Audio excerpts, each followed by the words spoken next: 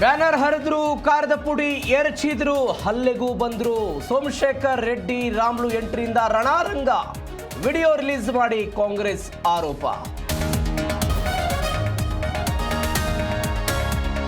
ಮೃತ ರಾಜಶೇಖರ್ ಮನೆಗೆ ಇವತ್ತು ಡಿಸಿಎಂ ಭೇಟಿ. ಬಳಿಕ ಸ್ಥಳೀಯ ಅಧಿಕಾರಿಗಳ ಜತೆ ಡಿಕೆ ಮೀಟಿಂಗ್.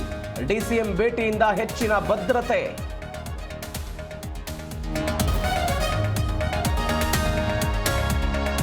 ಸಿದ್ದರಾಮಯ್ಯ ವಿರುದ್ಧ ಜೆಡಿಎಸ್ ಚಾರ್ಜ್ ಶೀಟ್. ಅತಿ ಹೆಚ್ಚು ಕೋಮುಗಲಭೆ ಮತ್ತು ಹಿಂಸಾಚಾರದ ಪಟ್ಟಿ.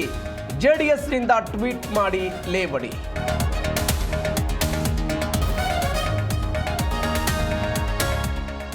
ಪೊಲೀಸರಿಗೆ ಹೆದರದ ರೌಡಿ ಹೆಂಡತಿ ಮುಂದೆ ಪಂಚರ್.